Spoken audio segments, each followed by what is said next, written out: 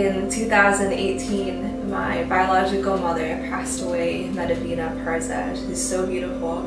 And I had the privilege of taking care of her for about a year. As she suffered through her sickness, she died from cancer. And understandably, our family took a big hit as a family, and we suffered a lot in our grief. And in many ways, we still are. But I trusted in the Lord, and I knew He was with me through it all.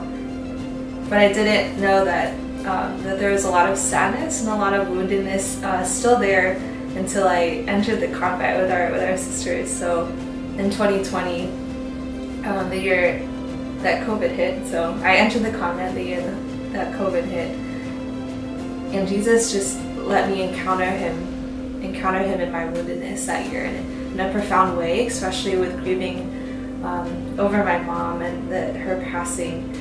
And so the beginning of my novitiate year, so I'd been in the convent for about a year, one of our sisters was going to move houses, and so she wrote me a letter, and so I took that letter into adoration, and she wrote this in there. It's paraphrasing a little bit, but she had written that she had prayed that Jesus says, I have your mom, and I want you to have my mom. And so I read that, and I just started crying. I was in the back of the chapel. I just started, tears just flowing. I mean, it was just like the tip of the iceberg in a good way to that whole year of really letting Jesus encounter me in my woundedness, and in my hurt and my grief, etc. And letting Him encounter my beauty and His beauty.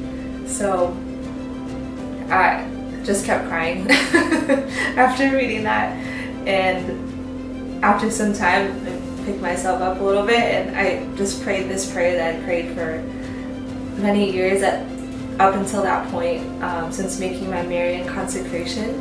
And I prayed this. I prayed, Mary, lend me your heart, keep me in your heart. Just over and over again, until I heard Mary within my own heart speak to me, no, I actually want to give you my heart this time. And so I started crying more. I was like, I don't know what this means, but okay, great, Mom.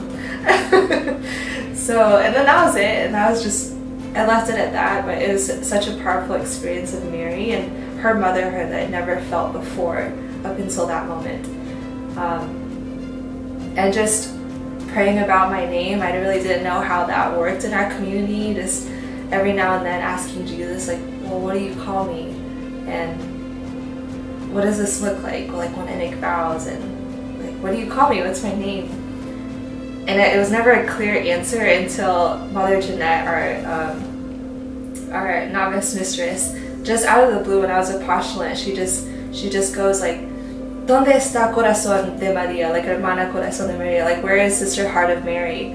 And I was like, we don't have a Sister Heart of Mary in the community. But like, I panicked. I had an inner panic. I was like, wait, that's me.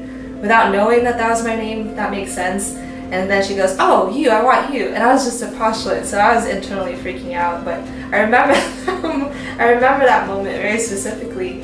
So then a year later, when I had this profound experience in the chapel with this letter that my sister had written me, it all kind of clicked together, like, oh, Heart of Mary. And so I gave that name to the Lord and kept asking, like, is this what you call me? And I mean, over the past few years, He's just been like, yes, this is what I call you, whether you like it or not, because I really avoided that name for a long time. Because of the sheer weight of it. I mean, Heart of Mary, there's so much beauty, but there's a lot of weight to that name.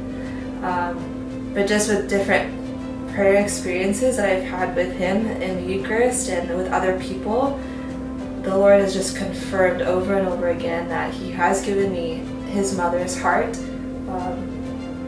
and that He will continue to unfold the meaning of that name, I'm sure, for the next few years that I'm here on earth, striving to be with Him in heaven.